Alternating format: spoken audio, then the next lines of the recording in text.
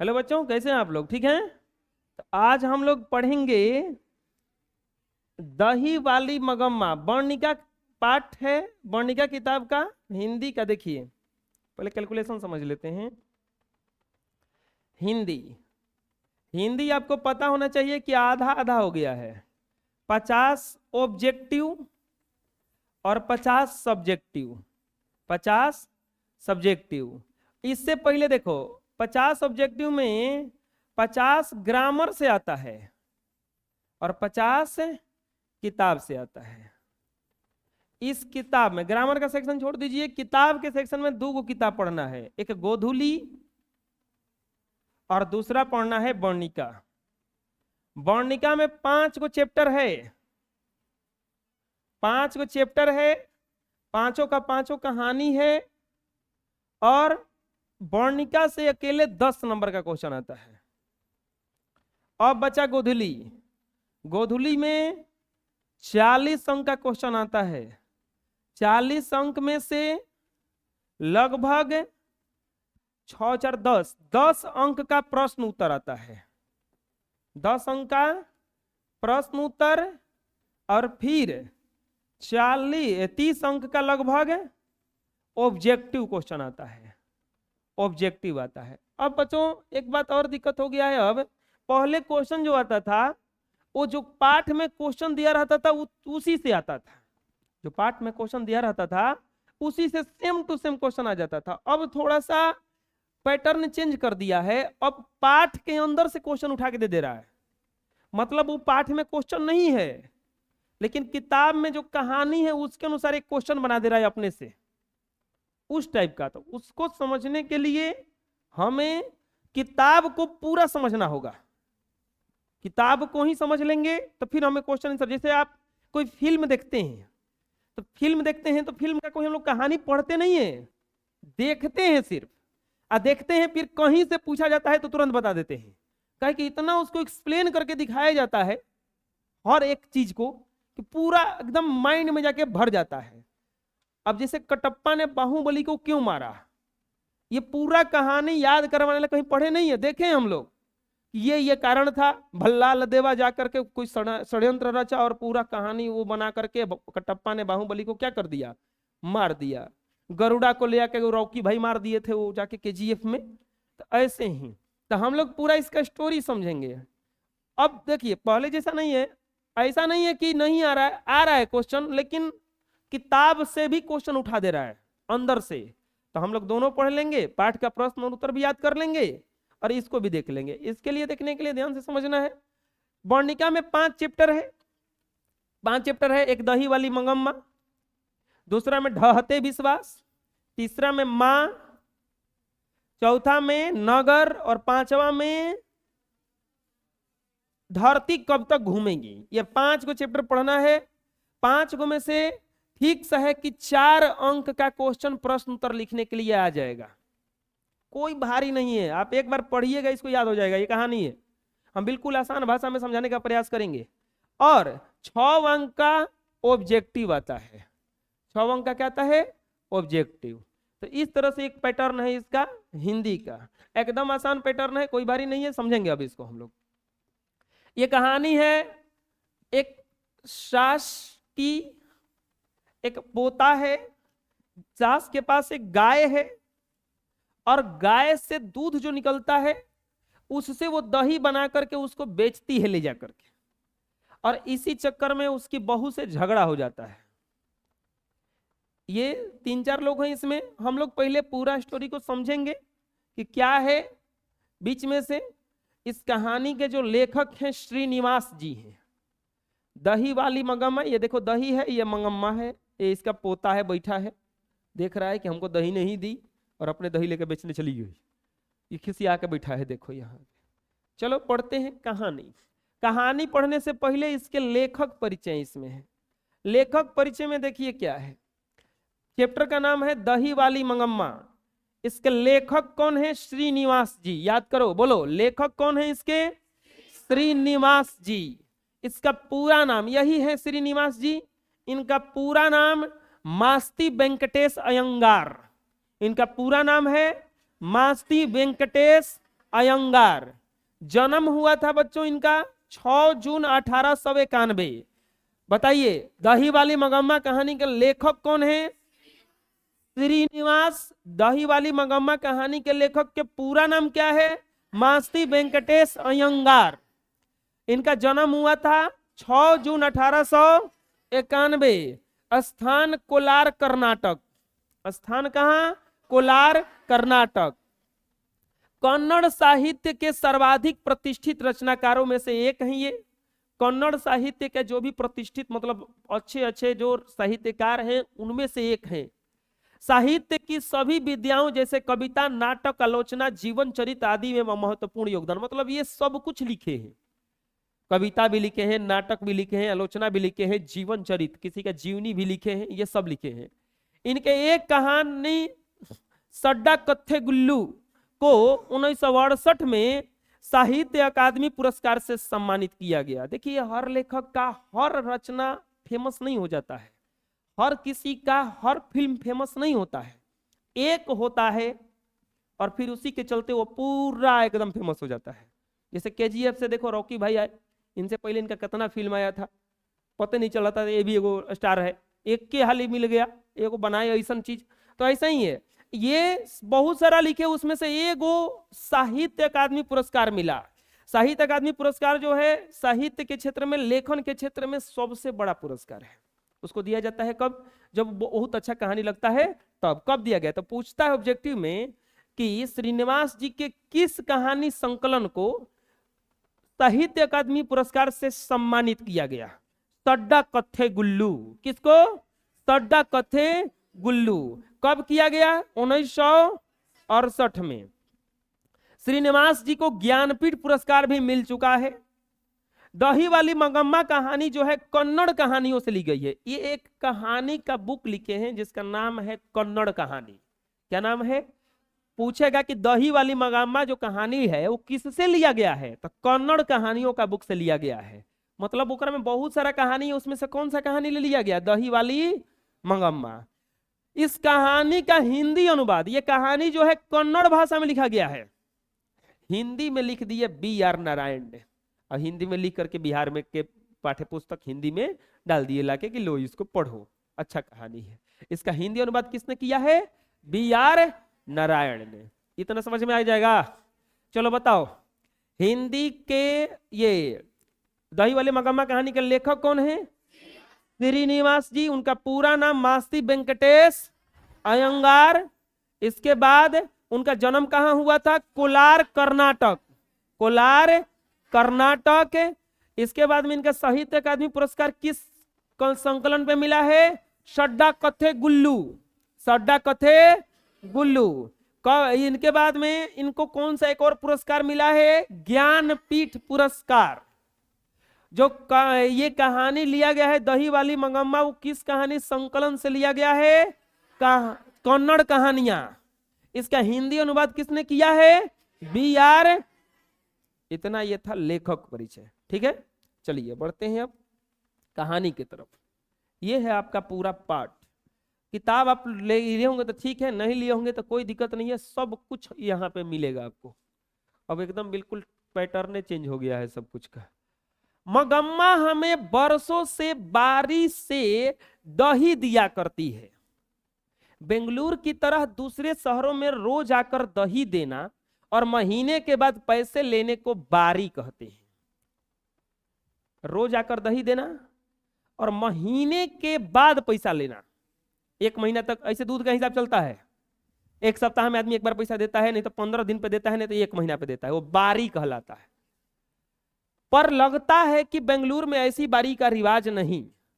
आम तौर पर जब मंगम्मा हमारे मोहल्ले में आती तो वह हमारे घर दही लोगी माँ जी बढ़िया है कहती, हमें आवश्यकता होती तो ले लेते और उस दिन के भाव से के अनुसार उसे पैसे दे देते। अगले दिन वह या अगले दिन चुका देते।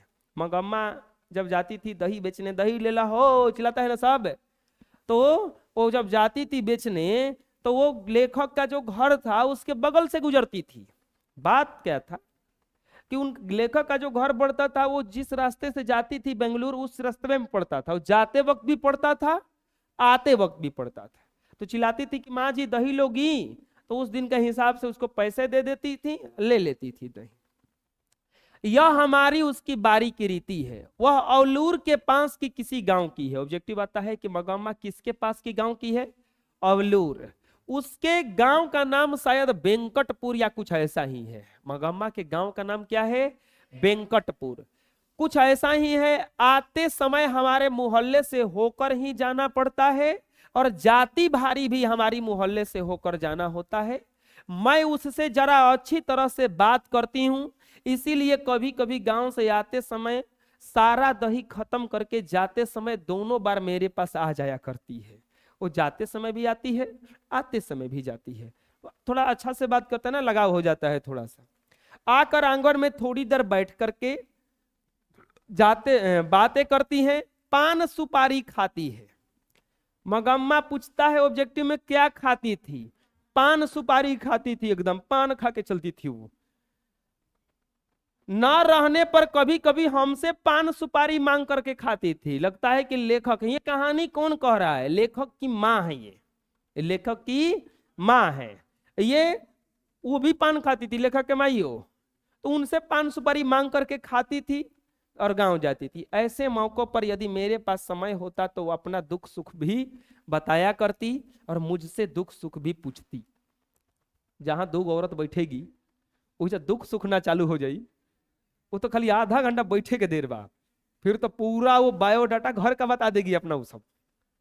खाली हम एगो ट्रिक बताते हैं पूछने का, खाली उसका दो, अरे हमार घरे पतोहिया तो हमार बातें ना सुने ले।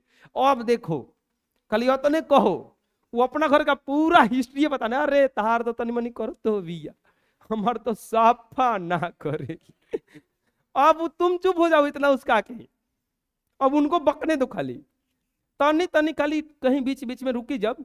लेकिन एक बात है, कबो कबो पानी दे देती है लाके, तो फिर कहेंगे हाँ पानी दे देती है, हम तो चिल्लात रह जी मर जिम तो पानियों न दी।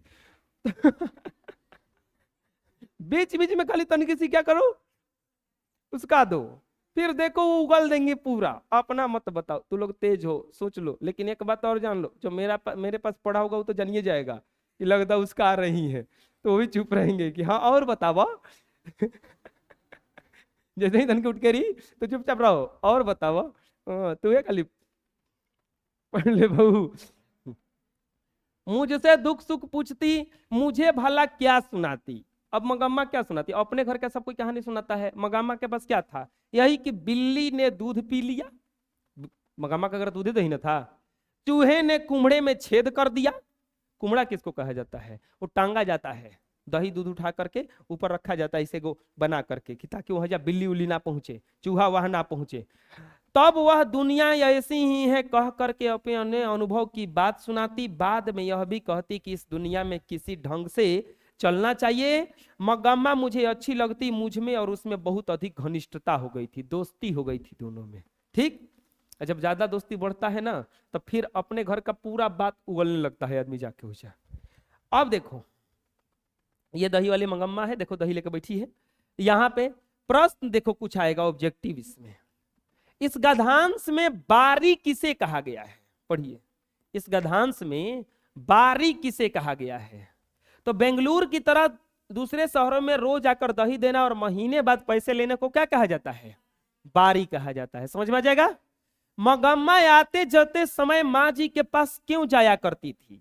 क्योंकि माँ जी से मगम्मा अच्छी तरह से क्योंकि माँ जी मगम्मा से अच्छी तरह से बात करती थी। अच्छा से बोलिएगा तो कोई आपके पास बैठेगा। माँ और मगम्मा में घनिष्ठता क्यों हो गई थी? क्योंकि एक दूसरे का दुख सुख पूछती थी, एक दूसरे का दुख सुख पूछती थी। मगम्मा क्या बेचती थी? दही बेचती थी। मगम्मा का गांव कौन से गांव के पास का था? औलूर के पास। आ जाएगा समझ में? इतना ठीक है? चलिए नेक्स्ट। कोई एक महीने पहले की बात है, कोई एक महीना पहले की बात। अब चालू होगा ना नौटंकी, अभी तक तो इंट्रोडक्शन था। कोई एक महीना पहले की बात है। मगम्मा सवेरे सवेरे आवाज लगाई, दही लोगी माँ जी। मैं भीतर कुछ काम कर रही थी, मेरा बेटा बोला, वही लिखवा श्रीनिवास जी, हाँ लूंगा, और जा करके दही दो कह करके हाथ फैलाया, बोला दो दही दो। मंगम्मा ने मटकी से थोड़ा सा अच्छा गाढ़ा दही निकालकर उसकी हथेली पर डाल दिया और बोली, जरा जाकर माँ को जल्दी भेज दो, मुझे जाना है। वो दही दे दी तन किसी को रखे कि ले खा ले, हथवे पर देती है आदमी, हथवे पे नहीं दे देता है तन की दे दे। इतने देर में मैं आ गई। मंगम्मा बोली, माँ जी सोना जैसा बेटा पैदा किया है, जैसे गुण तुम्हारे हैं वैसे ही उसे मिले हैं। अब सराह रही है, पर इन सब का क्या, लड़के की बड़े होने की देर है, फिर तो पता नहीं कैसी बहू आएगी। अब चालू हुआ। अब सो बच्चा अम्मा अम्मा कह करके पीछे पीछे घूमता है, उसे यह बात का पता ही नहीं होगा कि अम्मा जिंदा है कि मर गई। वो बता रही है कि जब बहू आएगी तो अम्मा जिंदा है कि मर गई वो पूछू नहीं आएगा।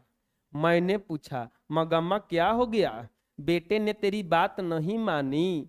वह फिर से बोली, अरे छोड़िए माँ जी, भावरे लेकर आया, पति ही जब बात नहीं पूछता था तो बेटा क्या सुनेगा। मंगम्मा का पति से भी झगड़ा था अपना, लड़कों से लगता है झगड़ा हो गया है, अब जाके सब बतिया उगिल रही है जा।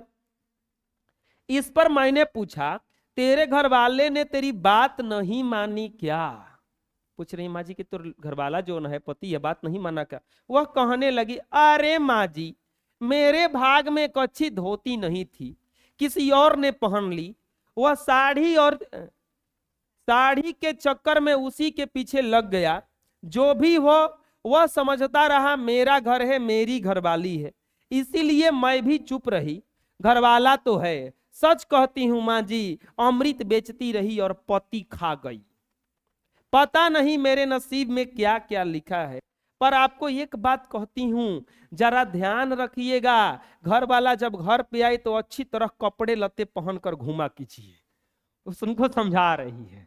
बात यह था कि उसका जो पति था उसका बात नहीं सुनता था, एक्चुअल में वह किसी दूसरी औरत के पीछे लगा रहता था। मंगम्मा का जो पति था, लड़कों से हो गया झगड़ा, बहू आई है मगरमच्छ जैसन, वो पूरा ये दही बेच, वही कर रही थी, अमृत बेचती रही और अपने पति को ही नहीं संभाल पाई। तो वही समझा रही है कि आप तनी बढ़िया से रहिएगा, जब आएंगे तो तनी अच्छा से कपड़ा लता पहन के घुमा कीजिए। हाँ, ये या के दही देखिए ले रहा था और बोल रही कि अच्छा से थोड़ा रहा कीजिए।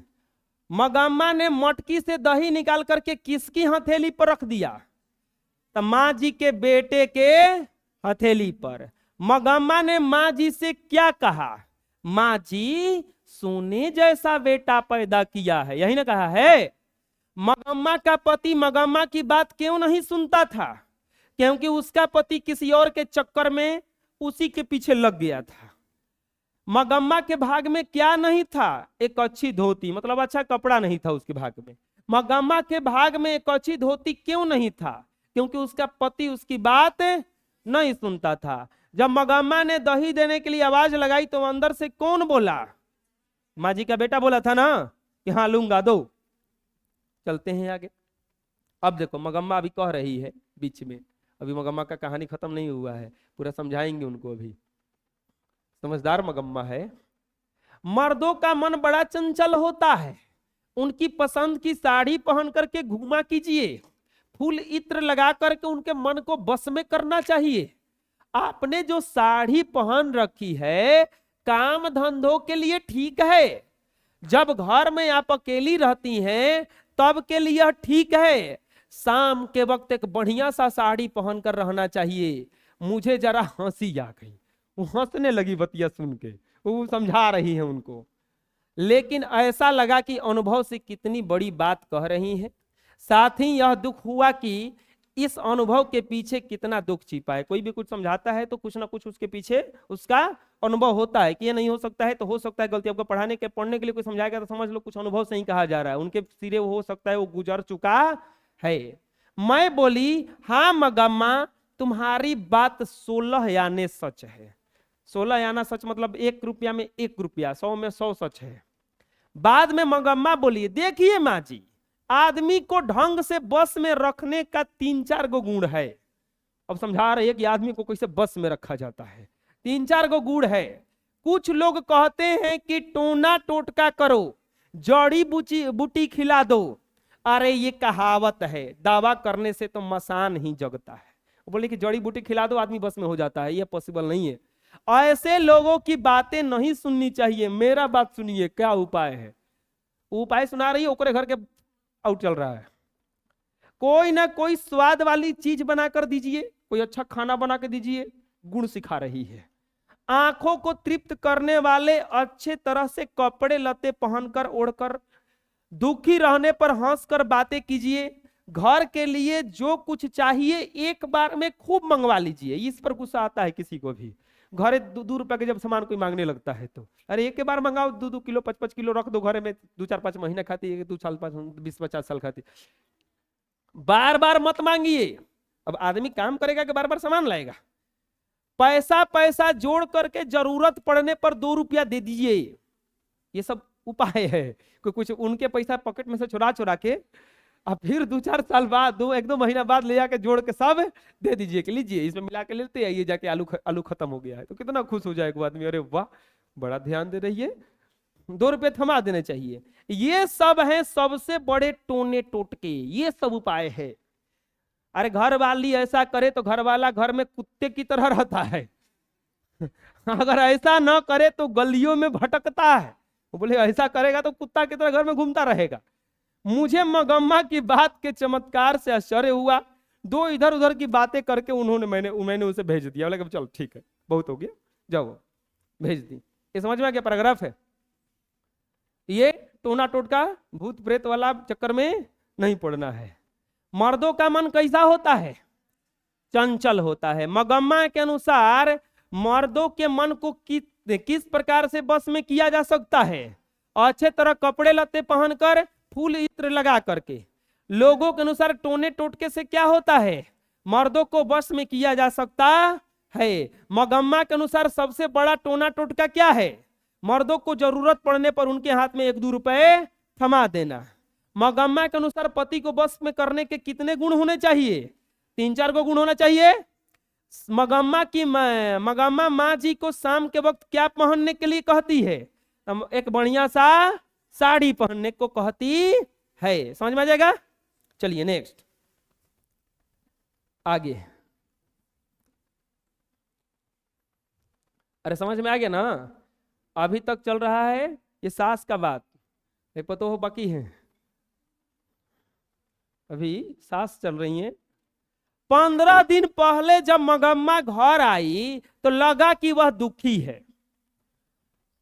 उसके बाद फिर कुछ दिन ऐसे ही बीत गया। 15 दिन पहले जब मगम्मा आई थी तो लगा था दुखी है। मैंने पूछा क्यों मगम्मा ऐसी क्यों हो? नहीं, आदमी वो मुंह लटका के बैठे रहते हैं तो ना पूछता क्या हो गया है, नॉर्मली पूछता है आदमी। वह बोली क्या बताऊं माँ जी, ऐसा लगता है कि मेरी किसी को जरूरतें नहीं है। ये आदमी को लगने लगता है, एक समय के बाद लगता है हमारा कोई जरूरत नहीं है, खाली काम के आदमी है। जैसे जैसे आप बड़े होते जाओगे ना, ऐसा आपको समझ में आने लगेगा कि लगता है कि हमसे बस काम है तो आपको मतलब है, काम नहीं है तो हमसे कोई मतलब है। ये सच में ऐसा ही है। ये दुनिया मतलबी है। आपसे काम है तो चलेगा। पंडित जी को अगले दिन कोई नहीं पूछता है, लेकिन ब्याह के दिन देखो एकदम पांव पूछ के लाता है, चलिए, वो जानते हैं नहीं आएंगे तो गड़बड़ होगा वहां पे। वह बोली क्या बताऊं माँ जी, लगता है मेरी किसी को जरूरतें नहीं है। ऐसा कहकर उसने अपने पल्ले से आंसू पोंछे, रोने लगी। मैंने पूछा क्या हुआ? बेटे ने कुछ कह दिया? उसने कहा हाँ माँ जी कुछ ऐसा ही है, बहू ने किसी बात पर पोते की खूब पिटाई कर दी। पतोहिया मार रही थी लड़कवा के खूब। मैंने कहा क्यों रे राक्षसी? ये हकीकत है लेकिन मुंह पे नहीं बोलना था। कुछ बात मुंह पे नहीं बोलो। क्यों रे राक्षसी, इस छोटे से बच्चे को इतना क्यों पीट रही है? वह मेरे ऊपर चढ़ बैठी। बोलिए आओ तोरो के धराते बम, हटो ना तो चले। खूब सुनाई उसने, खूब सुनाई उसको। लो, मैंने भी उनसे कह दिया मैं तेरे घर वाले की माँ हूं। वो कहते रुक रुक आवे दे, ये को मईवन के पास यह हथियार रहता है, को आवे दे तुरना दुखनौर छुड़ावत नहीं तो देखिए। लेकिन कितना खतरनाक स्थिति आएगा जब लड़को कह देगा कि हम नहीं जाना थे। महिवा के पास ये हथियार है, पतोहिया के तो मारेगी नहीं। वैसे में क्या मारना चाहिए, नहीं मारना चाहिए, बेचारी मार देगी तब तो फिर बवाले हो जाएगा फिर। वो बोले रुक रुक मैं तेरी घरवाली की माँ हूं, तू मुझसे इतना जवान लड़ा रही है, जवान लड़ा रही है, आने तो दो उसे। वह महाराजा घर आया, आ गए महाराज जी घर। अब पूरा होगा नौटंकी चालू फिर से, ये होता है हर किसी के घर में होता होगा ऐसा। माई दादी में झगड़ा हुआ है, पापा घर आते हैं, फिर एक नया नौटंकी फिर चालू होता है। माई रो रो के कहानी सुनाती है, उन्हें वो बैठल है वो नाक चढ़ा के, अब न मारा हम रखे तब तक बताओ तो नहीं हम। अब सुनो, आने तो दो सौ महाराजा घर। मैंने उससे बोली देख भैया, इसने बेमतलब अनजान बच्चे को इतनी जोर से पीटा, अब मैंने मना किया तो मुझे ही चार सुनाती है।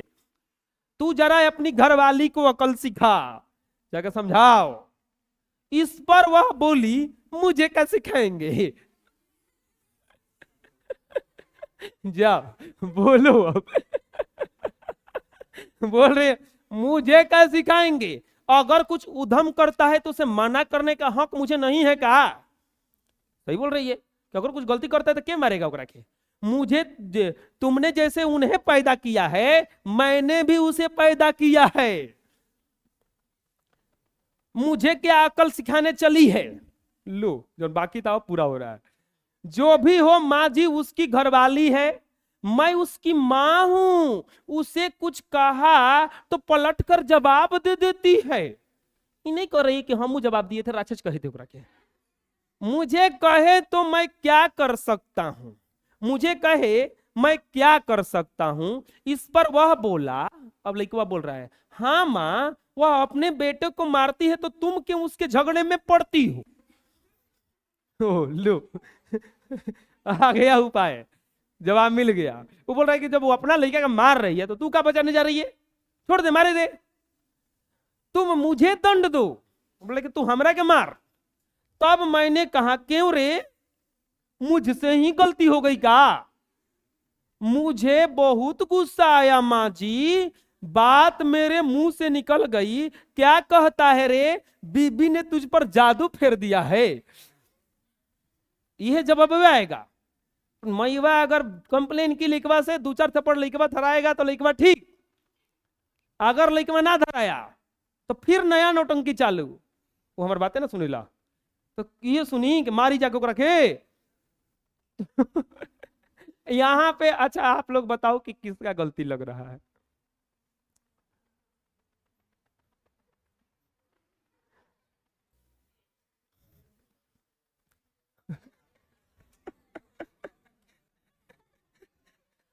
ये पीट रही है, नजामा है, ये पतो है, इन मगम्मा है, हुआ है दोनों में झगड़ा। चलिए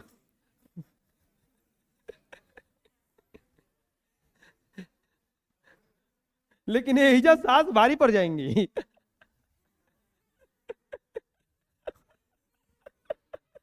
दही बेचती है पक्का पता चल गया, ये पक्का दही बेचती होगी, कहीं खाती भी है। एक दही ना देती है झगड़ा करेगी नहीं।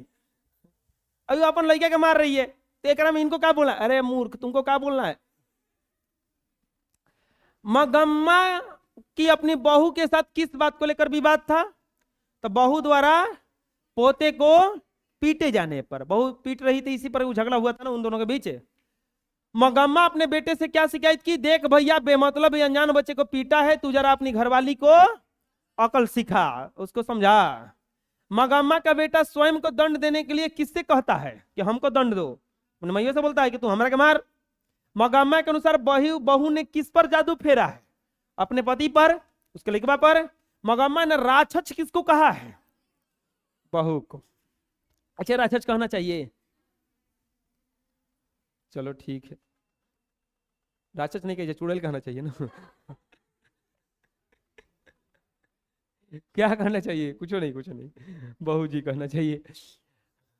अब सुनो, वह बच्चे को, अब मगम्मा बोल रही है कि अगर वो अपने लड़का के पीटे तो ठीक है, गाली दे तो भी ठीक है। केकरा से बोल रही है ये? माँ जी से। ये कहानी सुना रही है ना जाके कि वो अपन लड़का के पीटे तो ठीक बिया, गालियों दे तो ठीक बिया, बहुत अच्छे। कल वह कह दे, नहीं नहीं नहीं, वो अपन लड़कवा से कह रही है बतिया, माँ जी से सुना रही है, लड़कवा से कह रही है नहीं है जाए कि क्यों रे, बीबी ने तुझ पर जादू फेरा है, वह अपने बच्चे को पीटे तो ठीक है, गाली दे तो भी ठीक है, और कल अगर कह दे माँ को निकाल तो तू निकाल करके बाहर कर देगा हमको। लड़कवा से बोल रही है कि कल कहेगी कि माई जी के बाहर निकलिए तो कल निकाल के तू बाहर ही कर देगा हमको।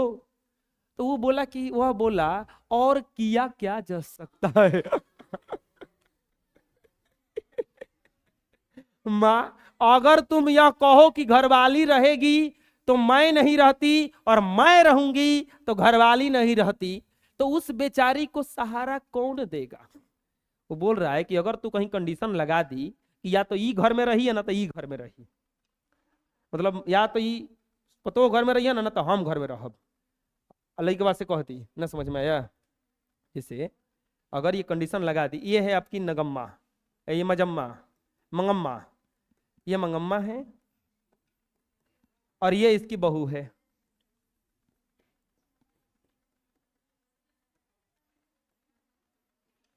और ये लइकवा है।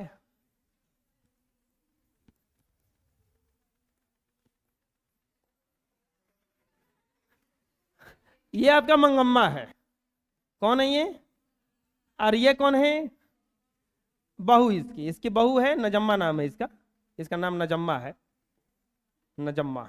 ये इसका लइकवा है। अगर कहीं कह रही है मगम्मा, कह रही है एकरा से कि अगर तू कंडीशन लगा दे, लइकवा कह रहा है इन इससे कि या तो ये रहेंगी नहीं तो ये रहेंगी, तो हम केकरा के रखेंगे? एकरे के नहीं रखेंगे। तू तो अपन गाय भैंस है, तोरा भी दही दूध है, बेच के अपन खा लेगी, ई बेचारी कहाँ जाएगी?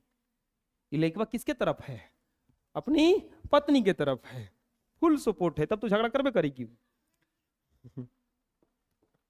अब देखो सहारा कौन दे? मैंने पूछा मुझ बेसहारा का क्या बनेगा? वो बोली कि हमारा का होई। तो उसने कहा तुम्हारा क्या है माँ, तुम्हारे पास गाय है, बैल है, पैसा है, मैं तुम्हें क्या पाल सकता हूं? बोले हम तोरा के क्या पालेंगे, तोरा भी तो सही पैसा है। मैंने पूछा तुम्हारा कहना है कि मैं अलग हो जाऊं? इस पर उसने साफ कह दिया तुम्हारी मर्जी।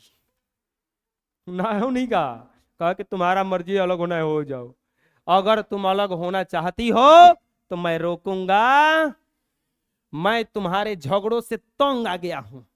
इस पर मैंने कहा अच्छी बात है बेटा, आज दोपहर से मैं अलग हो जाती हूं, तुम अपनी घरवाली के साथ सुख से रहो। फिर मैं दही लेकर चली आई माँ जी। बोली ठीक है, आज हम दोपहरिया से अलग हो जाते हैं, आवत नहीं दही बेच के तो नहीं अपन अलगे रहसन। मैं दही लेकर उसे पैसे दिए और कहा कि जाने दो मगम्मा, घर जाओ, सब ठीक हो जाए, ठीक से रहो, अपने आप सब कुछ ठीक हो जाएगा। ले जाओ, ठीक हो जाएगा। अगले दिन जब मगम्मा आई तो पिछले दिन जैसी दुखी नहीं रही, लेकिन मन पहले की तरह हल्का नहीं था। अभी ये पूछ रही है फिर से उनसे, मैंने पूछा झगड़ा निपट गया कि नहीं? इस पर उसने जवाब दिया वह निपटने देगी का? बोल रहे कि वो बैठी है, वो निपटने देगी झगड़ा? वो पूरा बैठी है छत्तर मार के। कल दही बेचकर गई तो मेरे बर्तन भांडे अलग रख दिए थे। वो तो कहिए कि गई थी, वो अलगे करियो दी है उसको। एक कुठला में रागी और एक में चावल, थोड़ा सा नमक मिर्च सब एक तरफ रख कर, खुद खाकर, अपने पति को खिलाकर पांव पसारे बैठी है। वो चालू कर दी है। आप बताइए माँ जी, झगड़ा कैसे निपटेगा? मैंने थोड़ा हिट्टू बनाकर खाया। वो बोली कि झगड़ा निपटने देगी ही नहीं। अब वो साफा हमरा कल के कर दी।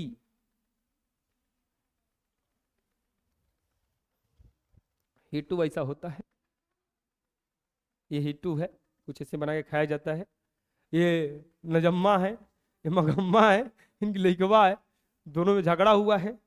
चलो आगे देखते हैं। मगम्मा के घर में क्या क्या था?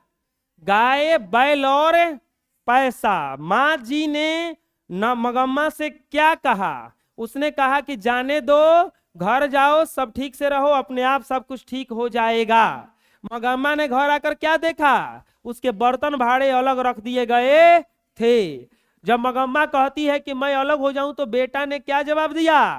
तुम अलग होना चाहती हो तो मैं रुकूंगा नहीं, ये तुम्हारा मर्जी है। मगम्मा ने अलग होने के बाद क्या बनाकर खाया? थोड़ा सा हिट्टू बनाकर खाया। अब सुनो, अभी बोल रही है मगम्मा, बोल रही है इनसे, शादी के बाद बेटा कभी अपना रहता है माँ जी? शादी के बाद बेटा कभी अपना रहता है माँ जी? ठीक है, जब मैं उन्हें नहीं चाहिए तो मैं ही जबरदस्ती क्यों करूं? बोले ठीक है, जब नहीं चाह रही है तो हम काहे जबरदस्ती करें। अलग ही रहने लगी माँ जी, रोज उस बच्चे को थोड़ा सा दही देकर बाद में बेचने आया करती थी। अभी नौटंकी बंद नहीं हुआ है, नौटंकी अभी चालू है। वो बोल रही कि तन की जो लइकवा था ना उनके घर छोटका, ओकरा के तन किसी दही दे के रोज आवत रही, लेकिन आज वही टाइम पर लइकवा के छिपा दी थी। आज उसी समय पर वह बच्चे को लेकर कहीं चली गई थी। अब मान लो, ये तो जरूरी नहीं है ना कि उसी के चलते गई थी, हो सकता है कोनो और काम में ओकर आधार कार्ड बनवाए खातिर ले गई हूँ, लेकिन अब तो मन में भरम ही भरल है कि ना हमरे चलते हटेले बिया। एक गलती हो जाता है तो दूसरा का ऑटोमेटिक आदमी सोचने लगता है, सब गलतियां उसी पर ढाने लगता है। मैं जानती हूं माँ जी, यह उसकी चाल है कि मैं उस बच्चे से बात न कर पाऊं। इतनी छोटी सी बात की कैसी रामायण बनती जा रही है, मुझे आश्चर्य हुआ। पर मैं इसमें कुछ नहीं कर सकती थी। घर के झगड़ा दूसरे से मत कहिए, वो कुछ नहीं करेगा, बस मजा लेगा बैठ के। घर का झगड़ा कभी भी हो जाए दूसरे से मत कहिए, यही सास का सबसे बड़ा गलती है। घरे झगड़ा करके बैठ जाएंगी गली में, और गली में चिल्ला चिल्ला के कहने लगेंगी, तहार गलतियां कोई से कहा ही पतोहिया बैठ के गलिया में चिल्लाए लगो तो अच्छा लगी। ये सबसे बड़ा नफरत यही से पैदा होता है। कभी भी को ना समझाओ कि देखो गली में मत कहो, घरे तोरा जितना कहना है कह लो, गली में मत कहो, नहीं तो तुमसे नफरत जहां पैदा हुआ तो फिर आएगा नहीं। ये कौन बात है? ये नौटंकी चालू हो जाता है, यही घर बिगड़ने का सबसे बड़ा कारण है।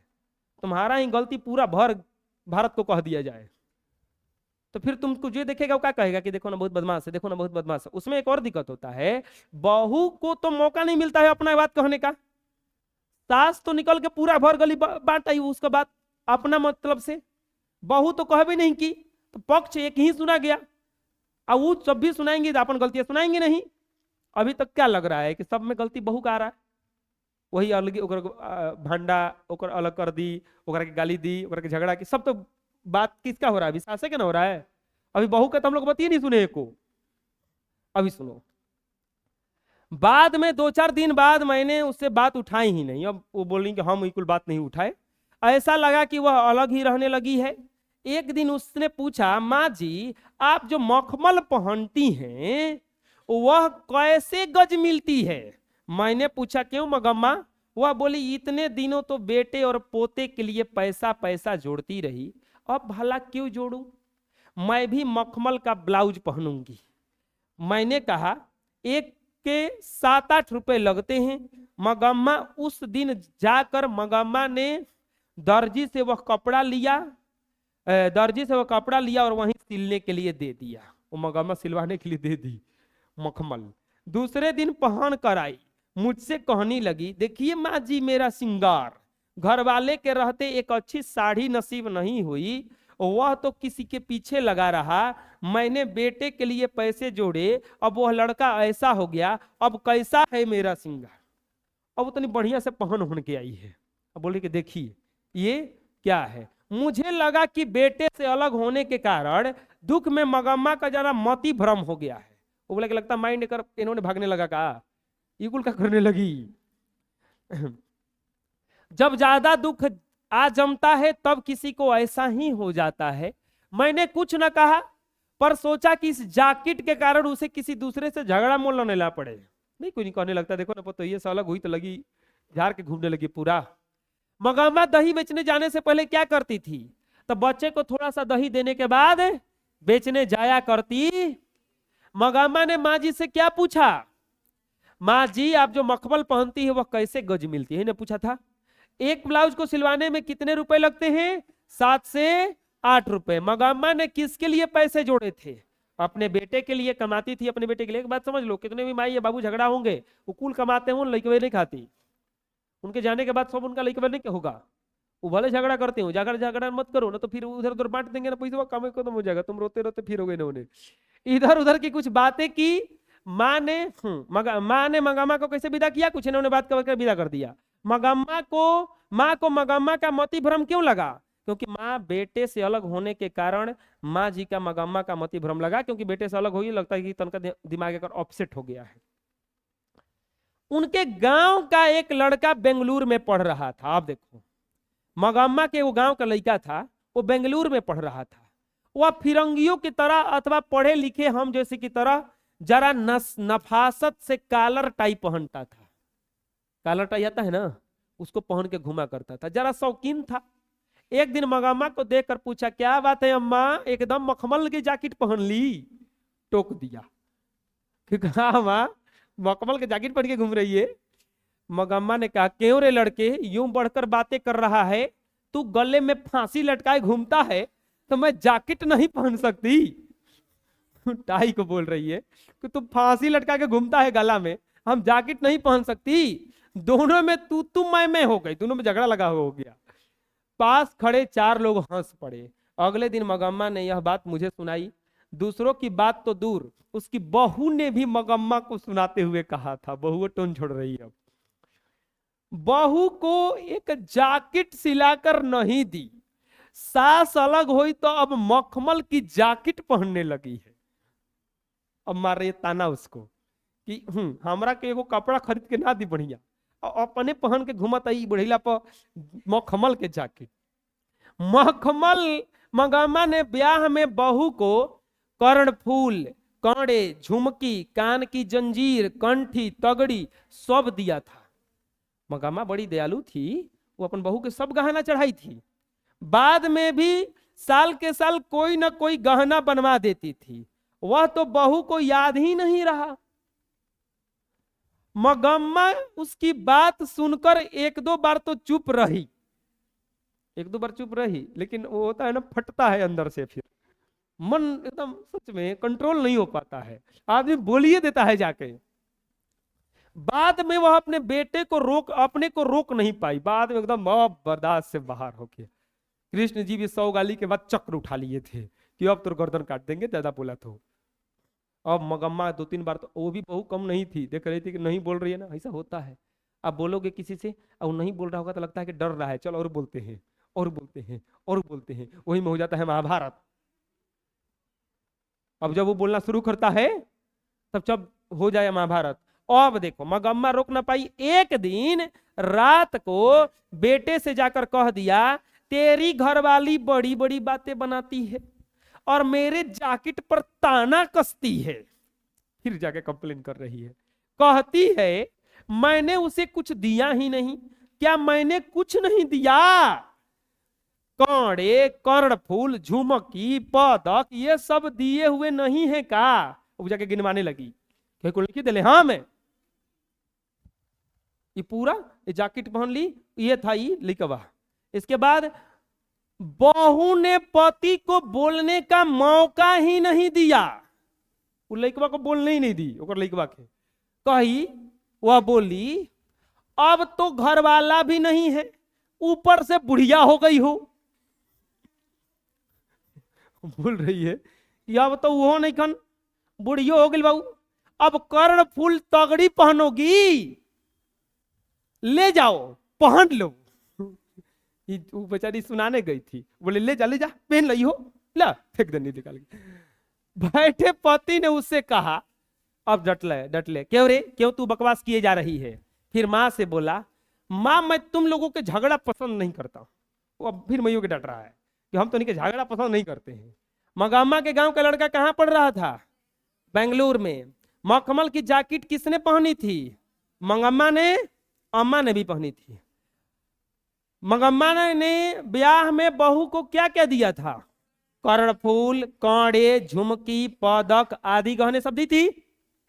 मंगम्मा के बेटे ने क्या कहा? मंगम्मा ने बेटे से क्या कहा? तेरी घरवाली बड़े बड़ी बातें बनाती है, मेरे जैकेट पर ताने कसती है, कहती है कि मैंने उसे कुछ नहीं दिया। लड़के ने मंगम्मा को देखकर क्या पूछा? क्या बात है अम्मा, एकदम से मखमल की जैकेट पहन ली? यही ने कहा था। बहू ने मंगम्मा को क्या सुनाते हुए वचन कहा था? मंगम्मा को एक जैकेट सिलाकर नहीं, बहू को एक जैकेट सिलाकर नहीं दी, सास अलग हो गई तो मखमल की जैकेट पहनने लगी है। यह ना ताना कस रही थी। ये पूरा उसको झुमकी कर दी थी, ये उसको डांटा है। इसके बाद में अब सुनो, अब लइकवा बोल रहा है अपन मैवा से, अरे मैवा सुन, अगर तुम्हें चाहिए तो सारे जेवर ले जाओ। वो बोल रहा है ये बतिया, ये चाहिए तो ले जाओ सब उठा के। मंगम्मा बोली, माँ जी रास्ता चलने वाले भी इस तरह बात नहीं करते जिसे वो बोल रहा है हमसे, चाहिए तो सारे जेवर लेकर चली जाओ। यह कहकर उसने सारा दोष मुझ पर ही मर दिया। बोले कि हम कंप्लेन करने गए तो पूरा हमरे पे उलाट दिया। अब यह जन्म किस लिए? बोले अब तो हमारा मरले ठीक बा। यह सुनकर मुझे बड़ा दुख हुआ, वो अभी इसलिए कि बुढ़िया ने पोते को पीटने से मना किया था। झगड़ा तो ऐसे शुरू हुआ था कि पोता को पीट रही थी, जाकर मना कर दी थी बुढ़िया। भला यह बात क्या हो रहा है? बात मुझे बाद में समझ में आई कि जहां देखो झगड़े का कारण कुछ ऐसा ही होता है। जब कोई एक दूसरे को पसंद नहीं करता है तो छोटी बातें भी बड़ी बड़ी हो जाती। जब झगड़ा मन रहता है करने के लिए ना, तो एक कैसन झगड़ा कहां से शुरू होगा ये पता नहीं है। महाभारत हुआ था, पता नहीं किस बात के लिए। द्रौपदी खाली कह दी कि अंधे का पुत्र, यही खातिर महाभारत हुआ था।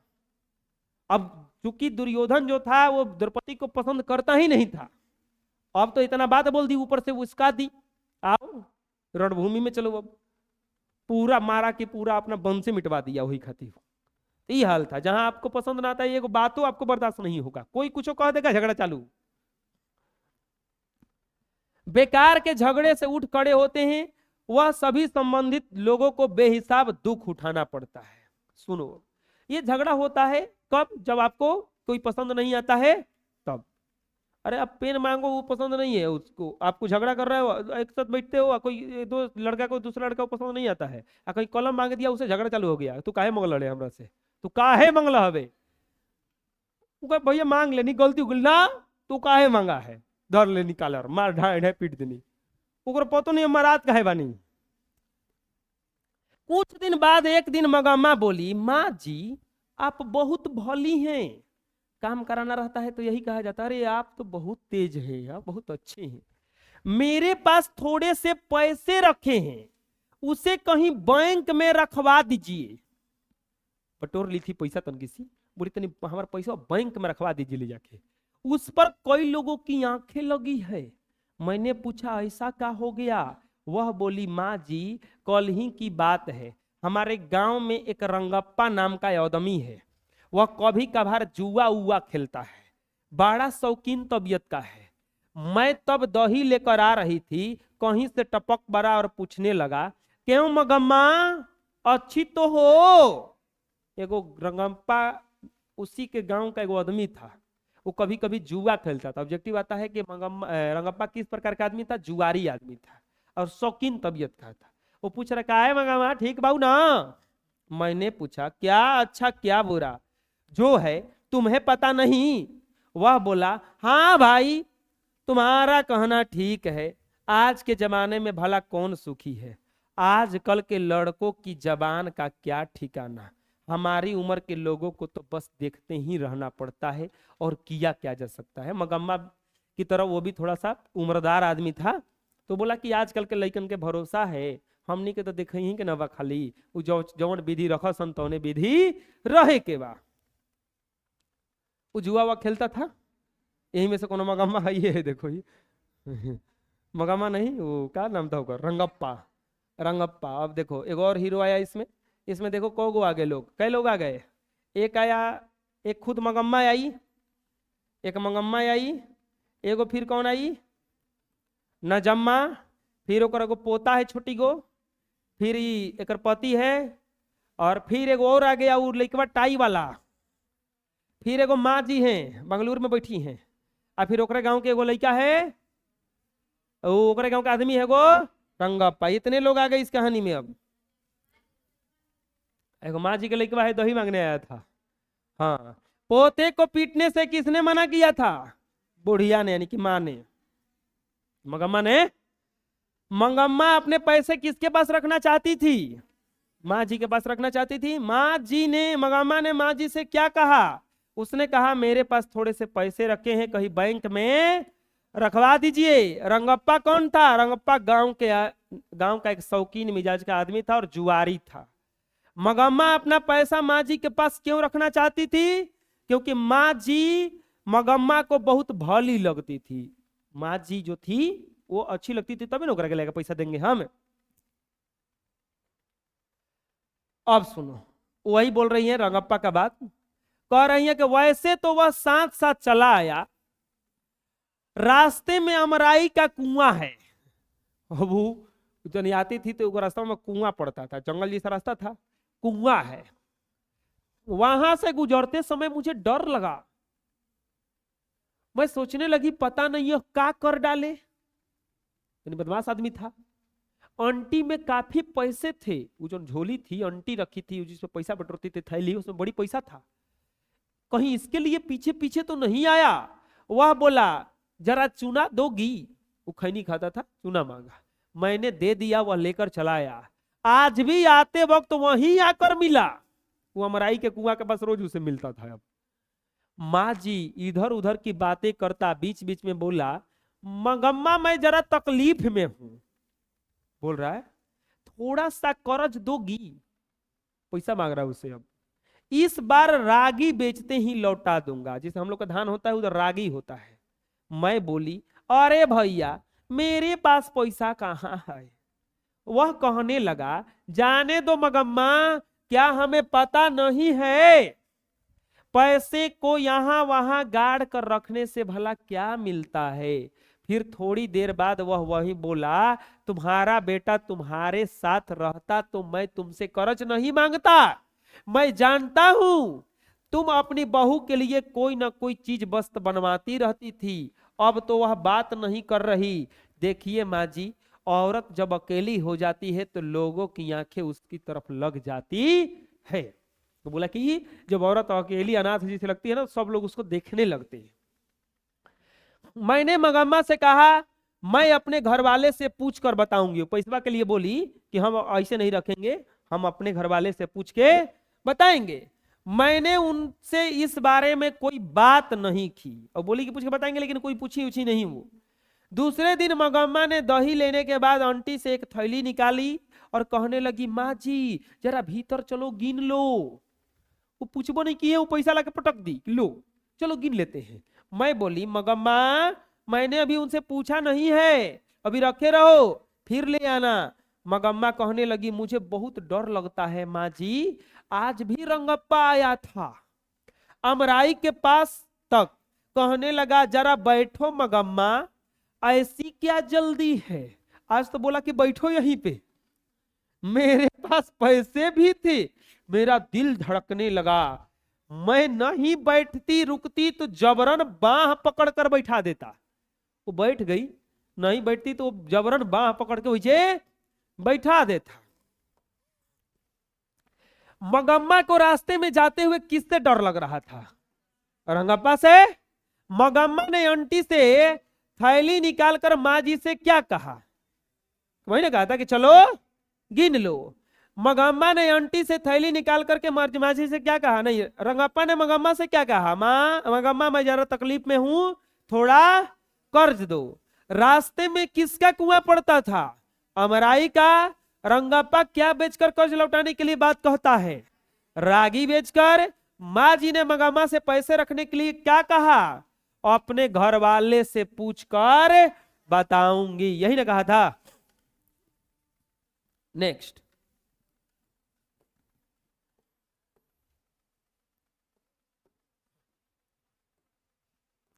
मैं इस बात से के डर से बैठ गई कि बाद में मेरा हाथ पकड़ कर बोला, वो जब बैठ गई तो हाथवा पकड़ लिया, आप मगम्मा तुम कितनी अच्छी हो, बोल रहा है कि तुम कितनी अच्छी हो। जवानी में भी घर वाले ने मेरी तरह हाथ नहीं पकड़ा था। बाद में किसी तरह मैं इस हाथ को बाद में किसी और ने इस हाथ को नहीं पकड़ा। बोल रहे कि हम जब जवान थे तो हमारे पति ने भी इस तरह से हाथ को नहीं पकड़ा था, और बाद में किसी ने नहीं पकड़ा, आज इसने आकर पकड़ा। मैंने हाथ छुड़ा लिया और पूछा क्या बात है रंगप्पा, आज बड़े रंग में हो, बोले बड़ा रंग में हो आज, मेरा अच्छापन देखने के लिए तुम मेरे घर वाले हो क्या, डट रही है उसको। यह कहते हुए उठकर तेजी से चली आई। माँ जी कल उसने पैसे मांगे थे, आज उसने पान मांगा। जिसने मड़वे के तले बैठकर मौर बांधकर गठबंधन करके हाथ थामा, वह कभी चला गया, कभी का चला गया, वो भाग गया था उसका पति जो था। भारी जवानी में घर वाले ने मुंह मोड़ लिया। कोई और होती तो यह सोचकर खुश हो जाती कि घर वाले ने पसंद नहीं किया पर कोई तो पसंद करने वाला मिला। वो बोल रही है कि अगर दूसरा होता तो इस बात से खुश हो जाता कि चलो घर वाला ने पसंद नहीं किया, कोई तो पसंद किया, पर मैंने अपना धर्म नहीं छोड़ा। वो बोली कि हम उसके बात में नहीं आए। इस बदमाश ने आकर मेरा हाथ घरवाले से भी ज्यादा हक से पकड़ लिया था। बोले कि बदमाश जो था मेरे पति से भी ज्यादा हक से मेरा हाथ पकड़ लिया था। मुझे लगा कि बेचारी का जीवन बेकार में ही दुखी होता जा रहा है, इसीलिए मैंने कहा कि ये सब फजीहत काहे का मंगम्मा, चुपचाप जो हुआ उस पर मिट्टी डालकर बेटे के साथ क्यों नहीं रह जाती। वो बोली कि चुपचाप अपन तो लेकवा के साथ जाकर रह जाओ। वो बोल रही है कि रह तो जाती माँ जी, पर वो रहने देगी तब ना, तो घर वो तो बैठी है, राक्षसी कह रही थी ना उसको, रहने देगी तब ना। तो माँ जी बोल रहे कि ई जोन बतिया हुआ है ना, अपन लड़कवा से जाके क्या करो बता दो, बेटे से ऐसा बता दो। हाय राम, हो हल्ला करके मेरी बहू मुझे जाति से ही बाहर करवा देगी। बोली कह देंगे तो फिर वो हमरा के सफा एकदम बाहर करवा देगी, गांव से निकलवा देगी। कल आप उनसे पूछकर रखिएगा, कह करके मगम्मा चली गई। 1 घंटे बाद आकर बोली माँ जी एक बात हो गई। फिर 1 घंटा बाद आके बोल रही है उन्हें से लौटते वक्त, माँ जी एक बात हो गई। पैसा ली नहीं माँ जी, पैसा बोली कि लो ये तुम ये चले जाओ, हम उनसे कल पूछ के बताएंगे। वो बोली कि ठीक है कल पूछ के रखिएगा। आते वक्त आके बोली माई जी एक बात हो गई, बड़ी खतरनाक बात हुआ है।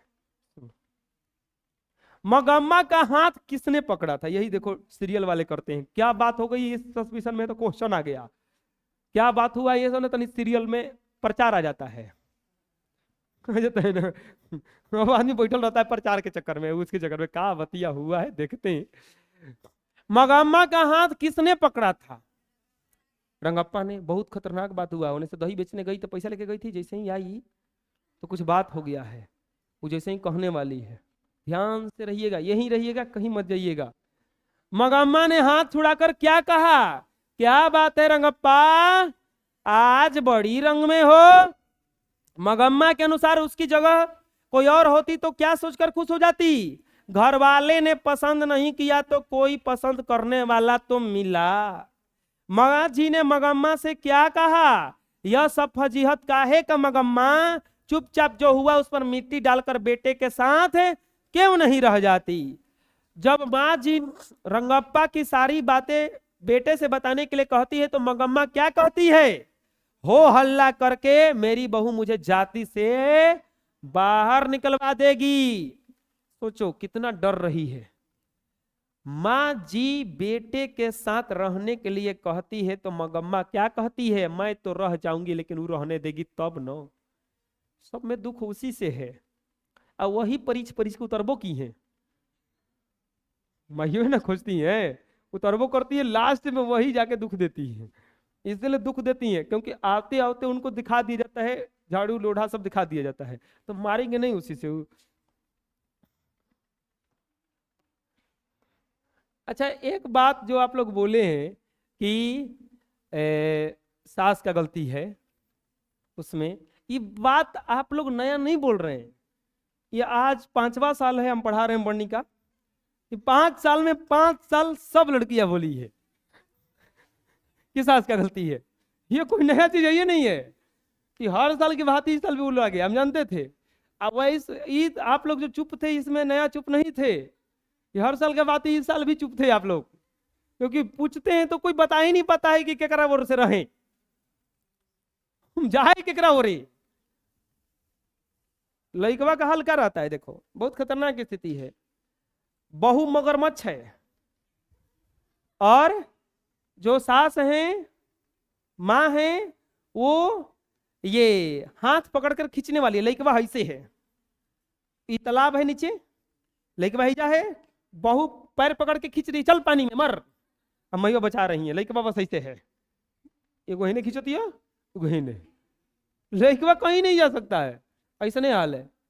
बच्चे के लिए देखो अब हुआ क्या था, बात क्या हुआ था, तो बात हो गया था ना, सुनो बात का हुआ था। बच्चे के लिए थोड़ी सी मिठाई लेकर टोकरे में रख ली थी, टोकरिया में मिठाई रख ली थी।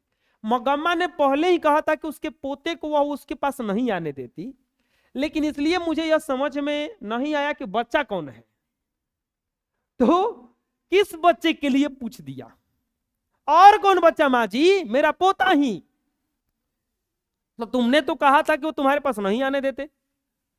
अरे उसकी माँ तो मना करती है, पर बच्चा क्या रुक सकता है, आंख बचाकर आ ही जाता है। कभी कभी जरा दूध पी जाता है, कभी दही मांग लेता है, थोड़ा सा कुछ मिल जाने पर नाच उठता है, जरा भी शोर मचाता है तो तेरी माँ सुन लेगी कहते ही चुप हो जाता है। बच्चों का खेल ही तो असली खेल है, उसी के लिए तो थोड़ी सी मिठाई लेकर रखी थी। वो सूकापुर है ना, उधर से आ रही थी, वहां एक आम का पेड़ है, वहां एक आम का पेड़ है। हुआ का था कि मिठाई लेके आ रही थी, और ओनिया एगो आम का पेड़ है सूकापुर, वो मिठाइया एगो कौआ ऊपर से लेके भाग गया था।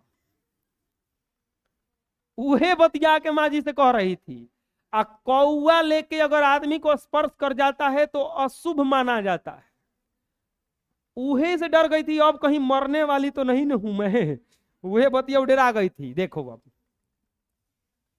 उधर से आ रही थी, तब आम का पेड़ है ना, झट से कौआ मिठाई के पुड़िया लेके उड़ गया।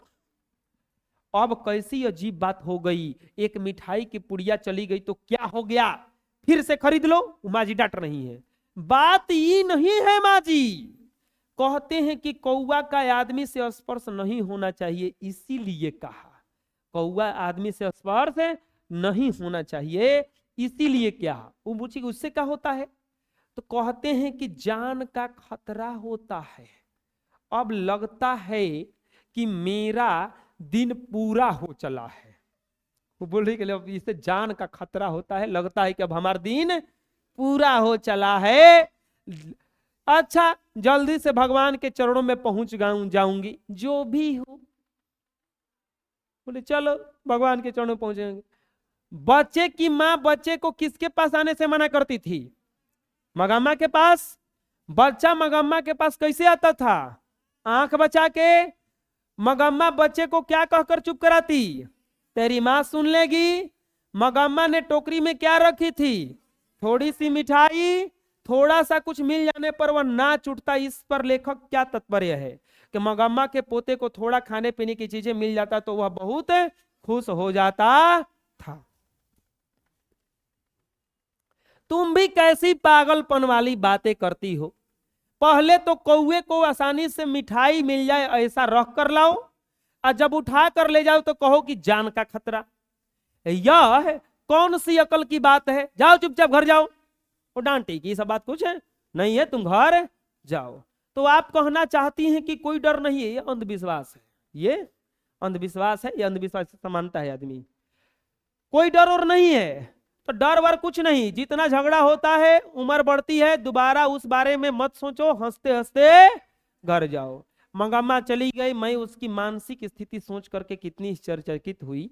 बेटा चाहिए, बहू चाहिए, पोता चाहिए, साथ ही घर की बड़ी है, यह लालसा छूटी नहीं है। सब कोई कहता है ना बेटा होके बहू आवस, पोता हो जाए, और जब झगड़ा होता है तो फिर वो बड़ी प्रॉब्लम होता है उसमें। जीवन के प्रति विचित्र सी ऊब, जीवन से ऊब भी गई है, फिर भी मरने की इच्छा नहीं है, फिर भी मरना नहीं चाहती है, और मन भी नहीं है। हम सोचते हैं यह गांव के लोग हैं, कुछ नहीं जानते, कुछ लुकाव छिपाव नहीं है, तो भी लोगों की मानसिकता की स्थिति के पीछे पड़ते हैं। बड़े घर में छोटा घड़ा समाया है, मैंने सोचा यह कैसा नाटकीय सूत्र। सोच रही है कि देखो कितना अजीब है ना, इतना झगड़ा मार हो रहा है तभी वो मरना नहीं चाहती है, वो मरना नहीं चाहती है। अब सुनो, अब न एक नया नौटंकी चालू। अभी नौटंकी खत्म थोड़े ना होगा, अभी तो कहानी में ट्विस्ट आएगा। मगम्मा फिर से घर आई तो एक समाचार दिया कि अब पोता माँ बाप को छोड़ करके उसके पास ही आ गया है। अब जो लड़कवा था, पोता था, वो आ गया परमानेंटली दादी के पास। वह बहुत खुश थी, उसके साहस की प्रशंसा करते हुए बोली, बीते भर का छोरा है, माँ को छोड़ करके चले आने का मतलब क्या है? कल दोपहर को आए लड़के ने कह दिया फिर से माँ के पास नहीं जाऊंगा। इतने दिन चोरी चोरी आया करता था, जब वह घर नहीं पहुंचा तो उसकी माँ ने शोर मचाया, पीटने की धमकी दी। अब नजम्मा खूब खिसिया रही है, पता ही क्या रे अबे कि ना अबे, तो कर ना आई, खूब हल्ला मचाला हुआ। मैं नहीं जाऊंगा कह करके वह मेरी टांग पकड़कर खड़ा हो गया, बोले ना जाए, तो अब दादी भी से ना जाए। और कोई चारा न देकर मैंने कहा जा बेटा, उसके बाप ने भी आकर मुझे बुलाया, पर वह मैं नहीं जाऊंगा कह करके मेरे पास ही रह गया। 10 दिन अकेले घर में सोती थी, जरा डर भी लगता था। वो बोल रही है कि 10 दिन हम घरे अकेले सोते थे, जरा डर भी लगता था, अब हमारा पोता हमारा भिरी आ गया है। अब सुनो, ऑब्जेक्टिव है इसमें कुछ। माँ जी को किसकी मानसिक स्थिति देख करके आश्चर्यचकित हुआ? मगम्मा की ना। माँ जी जब आई तो माँ जी को क्या समाचार दिया कि पोता माँ बाप को छोड़ करके किसके पास आ गया है? माँ जी के पास, मंगम्मा के पास। मंगम्मा पोते की प्रशंसा करते हुए माँ जी से क्या बोली कि बीते भर का छोड़ा है, लेकिन माँ को छोड़ करके चले आया है। मंगम्मा की टांग पकड़ करके कौन खड़ा हो गया था? मंगम्मा का पोता। पोते ने मंगम्मा से क्या कहा? फिर से माँ के पास नहीं जाऊंगा, इतने दिन चोरी चोरी आया करता था। ये ने कहा था कि हम नहीं जाएंगे माई के पास। मंगम्मा का पोता घर में नहीं गया तो उसकी माँ ने क्या किया? मंगम्मा ने आकर शोर मचाया और पीटने की धमकी दी कि तू चलाओ नहीं तो बहुत पीटेंगे हम। जो भी हो मर्द का बच्चा है, वो बोल रही है कि जो भी हो मर्द का बच्चा है, भगवान ने उसको वैसे ही अकल दी है।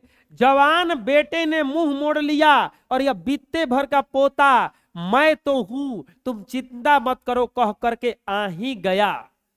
सुबह यहां आते वक्त तू अकेला कैसे रहेगा कह करके उसे उसकी माँ के दरवाजे पर खड़ा किया, तब वह भीतर चला गया। तब मैं यहाँ आई, बोली कि अब हम जा रहे दही बेचने बबुआ, तू ऐसा कर, तू अपन माई भी चल जाओ, अकेले में कैसे रहेगा घरवा में, अलगे रह रही थी दोनों। तब वो लेके दरवाजे भी खड़ा किया माई के, तो वो चला गया। जब अगर वह बच्चे को पीटे तो क्या करेगी? अब मैया माँ जी पूछ रही हैं कि अब रोहिल वाले के घर है, कहीं कूट दे ओकर मैया के बड़ी अकल ना आवत रस, आओ अब तो अले मार झपड़ मार लाते मार मुंह के, और सही पीटे पर पहले महाभारत भी रहे, तू झूठो के झगड़ा लगे भाई। अरे माँ जी, उसे इस बात का खुशी नहीं होगी कि बेटा एक बार तो घर आया है, पास रहे तो मारने का मन करता है। देखो माँ जी, जब हम इकट्ठे थे तब मुझे यह कभी नहीं लगी कि मेरी बहुत सुंदर है। ये बात सही है, जब आदमी पास में रहता है तो उसका इज्जत नहीं होता है, जब चली जाता है ना, चला जाता है कहीं, तब ओकर वैल्यू समझ में आता है कि अरे बड़ी दिक्कत हो रहा है घर में।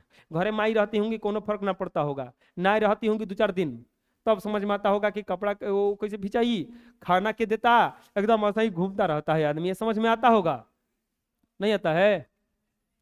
ऐसे जाने पर कहीं से खाना मांग के खा लेता है आदमी, जब माई कहीं चल जाए मामा घरे, 4 दिन जाके रह जा, वो घर तो एकदम लगता है उखड़ा बिखरा हो जाता है, लगता है एकदम एक दिन झाड़ू को नहीं लगता है, 4 दिन झगड़ा होता है झाड़ू लगाने के लिए, तुम लगाओ तुम लगाओ तुम लगाओ। देखो माँ जी, हाँ बहुत मेरी बहुत सुंदर है, अब दूर से देखती हूँ उसकी भौहें चढ़ी ही रहती है, उस वह बड़ी सुंदर दिखाई देती है। देखो ऐसे अगर सास तारीफ करे बहू के तो कोनो घर में झगड़ा हुई भी ना करेगा।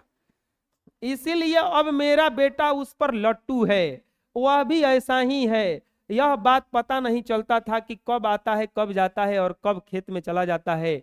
अब मैं घर के दरवाजे पर बैठी तो देखती रहती हूँ, इतनी जल्दी क्यों चला गया, इतनी देर तक क्यों नहीं आया। माँ जी उसे भी ऐसा ही लगता होगा ना, यदि वह पीटेगी तो कल दही बेचने निकलूंगी तो मेरे साथ ही चला आएगा। 9 महीने पेट में रख करके पीर सहकर पैदा किए हैं, बच्चे को छोड़ देगी। बोले कि अगर आज पीटेगी तो कल से मोकरों को लेके आएंगे दही बेचने, अब ओकरा भी छोड़ेंगे नहीं। मगम्मा बहुत वो दयालु थी। अब सुनो,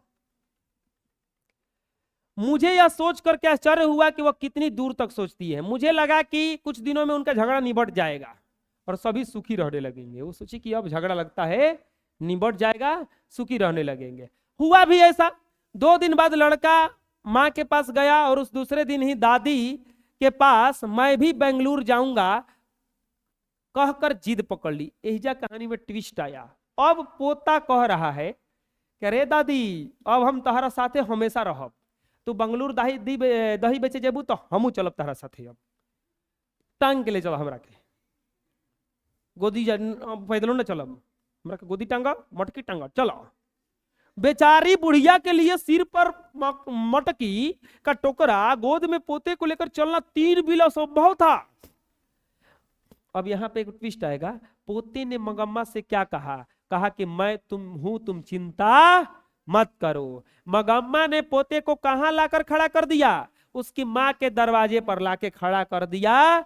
उसके पोते ने अपनी माँ से क्या जिद की? उसने कहा कि दादी के पास मैं अब बेंगलुरु जाऊंगा। जिद पकड़ लिया। अब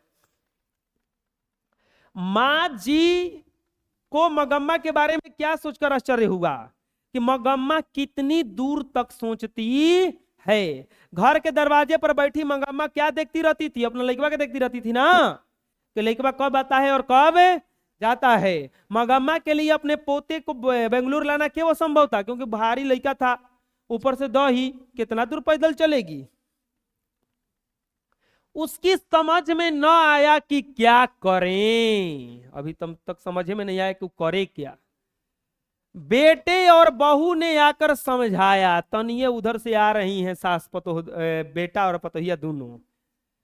बहू ने आकर समझाया। उस दिन हमसे गलती हो गई, अब बहू आके माफी मांग रही है। देखो तू लोग कह रही हो कि बहू में गलती था, तो काहे माफी मांग रही है? हैं? छोटी इसलिए आके कह रही कि हमसे गलती हो गई, तुम भी गुस्सा करके यूं ही रहोगी तो कैसे चलेगा माँ? वो बोल रही कैसे ही गुस्सा तू भी करके रहेगी तो कैसे चलेगा? गांव के 4 लोग बूढ़े ने भी समझाया, वह भला क्यों अपना बड़प्पन खोती। मगम्मा ने अपनी इच्छा से फिर से खुशी खुशी अपने बहू के साथ रहने लगी। चलो अब हो गया, ये जरूरी है। कितना सास करते, जाओ हम ना बोलम तहरा ले। अरे मत करो ऐसे, एक बार मनाने आई है फिर कहीं गई ना, अब की बार अबो ना करेगी कबो, इसीलिए रह जाओ। हो गया, एक बार मनाने आई ना, एक बार 2 बार आएंगी तो मान जाओ, नहीं तो फिर महाभारत हो जाएगा। फिर खदेड़ के भगाएंगे घरों से। ज्यादा नाको उतना नहीं धुनना चाहिए। बड़ा होने का फायदा यही है कि आप माफ करना सीखो। आपका फर्ज है माफ करना। छोटका तो गलती करबे करेगा, आप माफ कीजिए। वो छोटा है ये, तो आप कोई गलती एक में बढ़ के कहेगा। आप लोग भी बहुत जब बड़े हो जाइएगा, आपको कोई मनाने आएगा तो 1-2 बार में मान जाइएगा, नहीं तो फिर कोई मनाने नहीं आएगा। और आप अगर बड़े हैं तो छोटका गलती करता है तो आपको माफ करना ही करना आपका फर्ज है। छोटा है ना, सब कोई कहेगा ओकरा बुद्धि नहीं खे, ओकरा बुद्धि नहीं खे, भले ओकरा बुद्धि भरल बा। खुशी खुशी बहू के साथ रह ले, परंतु पोता दादी के पास ही रहने का जिद पकड़ लिया। यही तक दिक्कत नहीं था, सास पतोह दोनों साथे रहने लगे। लेकिन छोटका लड़का तो कर ना, हमेशा दादी के टांग पकड़ ले रहता था। हम दादी जहां जाती थी, वो खाना खाने जाती थी, वो टांग पकड़ ले घसट ले जाता था, वो छोड़ता ही नहीं था। बड़ा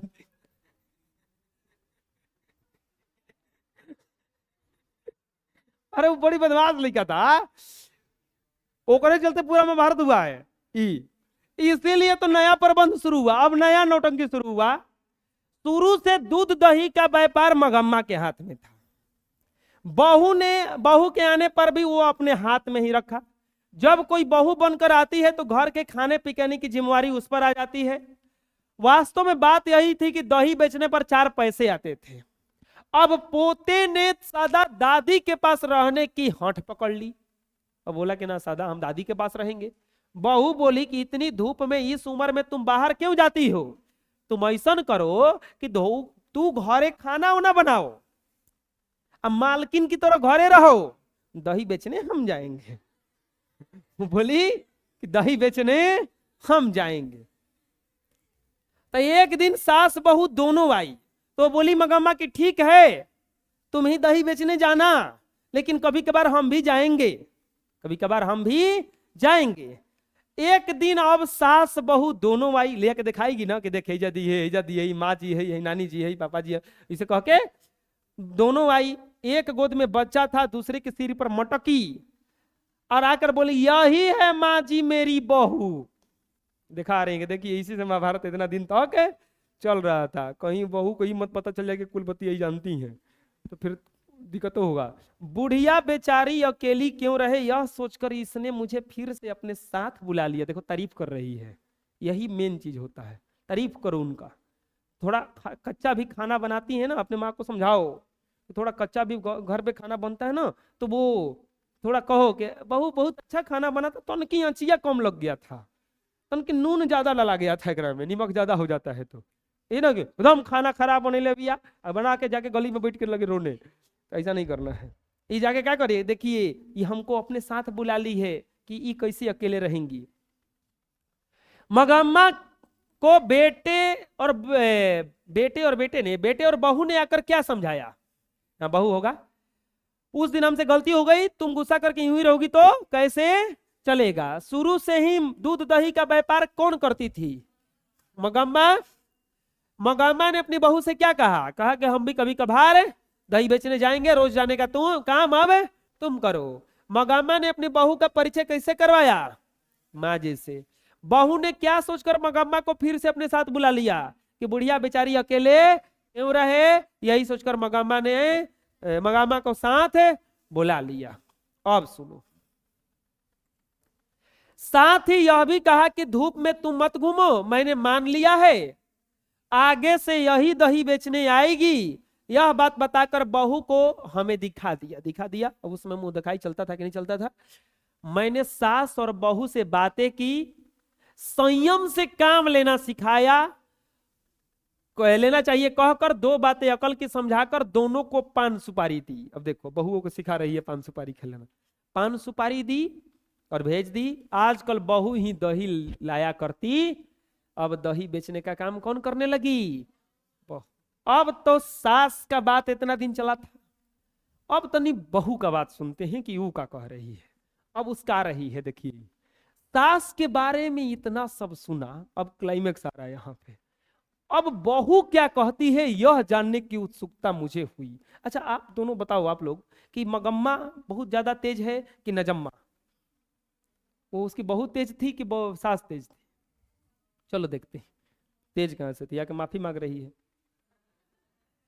आप लोग कह रहे हो कि बहू में गलती नहीं है, गलती नहीं है तो माफी काहे मांगेंगे, जब हम गलती नहीं किए काहे माफी मांगे, इसका मतलब गलती है।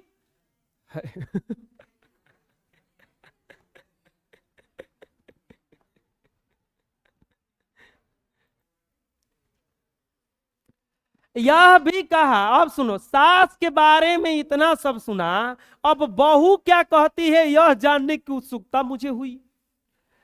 इसीलिए एक दिन मैंने कहा, अरे नजम्मा तू तो बड़ी समझदार है, पर सास को निकाल देना ठीक है, लेकिन सास को निकाल दी तू तो बड़ी समझदार है रे। तो वो बोली कि सास को निकाल देने के लिए मैं राक्षसी हूं माँ जी। सास हो जाने का मतलब यह नहीं है कि सब बात उन्हीं का रहना चाहिए, अपने बेटे को मर्द भी ना मानो तो वह नामर्द नहीं हो जाएगा। यह मेरा घर वाला है, मैं उसकी पत्नी हूं, भला मैं घर कैसे चलाऊं? यह ठीक है कि उन्होंने जन्म दिया है, पाला पोसा है, चाहे तो वह अपने बेटे पर अपना हक जमाए, पर मैं अपने बेटे पर मैं अपने बेटे को मार भी नहीं सकती हूं। तो मैं माँ कहाँ की रही, कहाँ की बहू रही, कहाँ की माँ रही? बोल रही हैं ठीक है, वो अपन लड़का के जन्म दिए हैं, डांटती हैं, बोलती हैं, लेकिन हम अपना लड़का के मार बोलना सकते हैं? ये कहाँ की बात हुआ? बात तो सही है। अब ये माँ जी बोल रही कि बेटा तुम्हारा यह जताने के लिए पीटना जरूरी है, ये मतलब जरूरी है कि तुर बेटा है ये बताने के लिए तुम मारो को मारे ढाउड है। तो वो बोली कि मारना प्यार करना तो चलता है, जब मारने पर पूछती है कि क्यों मारती है, लेकिन जब प्यार करती हूं तो नहीं पूछती है। जब दुलार करते हैं करके मानते हैं तो ये तो नहीं पूछते तो काहे दुलार कर रहे हैं। अब मारते हैं तो फट देनी चली जाती, काहे मारते इस, ये कौन बात है? हमारा लड़का है, कभी मारेंगे कभी दुलारेंगे, पूछना है तो दोनों पूछो, पर मारने पर पूछती हैं। इसीलिए इन सब में कौन मत्था पची करे, मेरा बेटा है, मेरा पति मेरा होना चाहिए। बहू होकर मैं एक बात न कह सकूं, एक थप्पड़ न लगा सकूं, तो मेरा घर चलाना किस काम का? सही बोल रही है एकदम कि हम बहू है, एक बात न बोल सके, एक थप्पड़ ना लगा सके अपन लड़का के, तो बहू कैसन? ये दादी का प्रॉब्लम है। लड़का मराता है तो दादी फट देनी चल जाती है, मत मार मत मार, ये नहीं पूछती कि गलती कुछ के लिए बा, अरे गलती किया है मार रहे हैं, यही बात के लेके झगड़ा था। एकदम सही कह रही है। चलिए आगे बढ़ते हैं। माँ जी ने मगम्मा और उसकी बहू को क्या देकर भेज दिया? पाने सुपारी देंगी, और कुछ दे सकती है?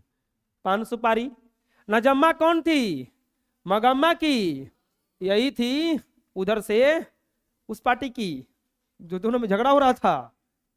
माँ जी ने सास और बहू को बातें करके क्या समझाया कि संयम से काम लेना चाहिए। माँ जी ने नजम्मा से क्या कहा? अरे नजम्मा तू तो बड़ी समझदार है, सास को काहे निकाल दी? माँ जी को क्या जानने की उत्सुकता हुई? सास के बारे में बहुत कुछ सुना था, अब बहू क्या कहती है यह जानने की उत्सुकता। आगे से यही बेचने दही बेचने आएगी। किसने कहा? माँ मगम्मा ने कहा। किससे कहा था? माँ जी से। ठीक है, ये तो बात हुआ इतना। अब सुनो, मुझसे जब मगम्मा अपनी बात सुनाई थी तो लगा था कि उसकी बात सही है। अब इसने अपनी बात कही तो लगा कि इसकी भी बात सही है। न मगम्मा जब बात सुना रही थी तो लगा था कि वही सही कह रही है, लेकिन अब ही बात कर रही है तो लग रहा है कि ये भी सही कह रही है। मैंने पूछा अब तो तुम्हें घर में छूट मिली, लेकिन अब घर में कुछ छूट मिला है तो अब पहले से जरा ठीक है, जो भी हो जरा संभल कर चलना ही पड़ता है। सुनो अब यहाँ पे, यहीं पे कहानी का ट्विस्ट है। अगर झगड़ा करूं तो मेरी सास पता नहीं किसे पैसे दे डाले। हमारे गांव में एक रंगप्पा नाम का एक आदमी है, जब मेरी सास अलग थी तो उसने सास से कर्ज मांगा था, वह देने के लिए तैयार हो गई थी।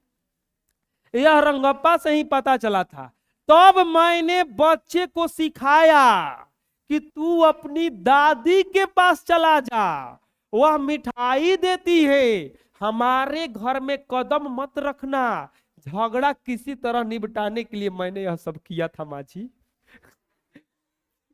सब पर पंच बहू के रचल था, पूरा उंगली पर जा रही थी।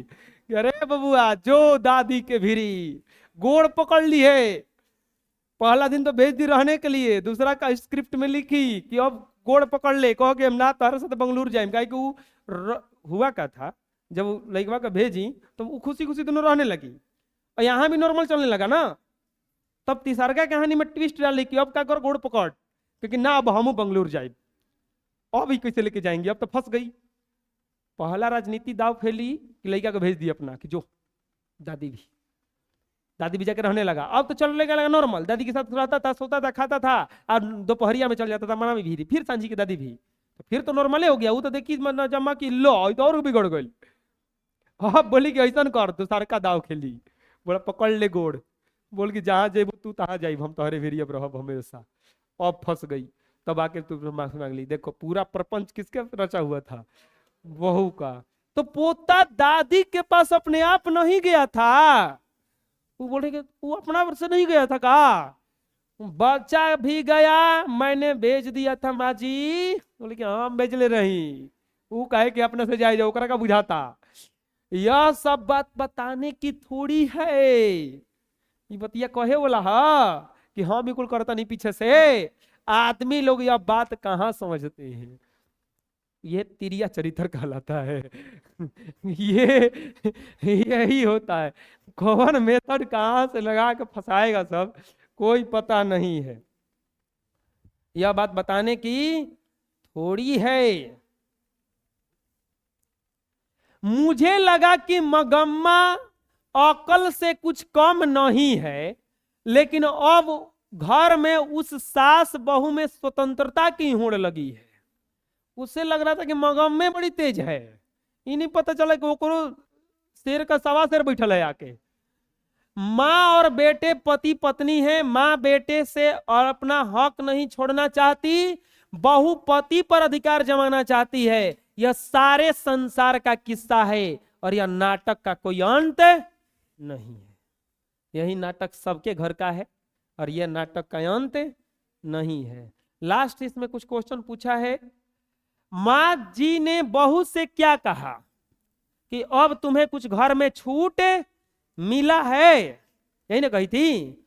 बहू को झगड़ा करने पर क्या डर लगता था, उसकी सास पता नहीं किसे सारे पैसे दे डाले। देखो घर जब टूटे और जब जुटने देखो कि गड़बड़ होने वाला है, सास बहू में झगड़ा हुआ और लगेगा कि पिताजी अब दूसरा के खेत सब लिख देंगे, तब तुरंत मना लो कि आजा आजा पापा गलती हो गई माफ करो।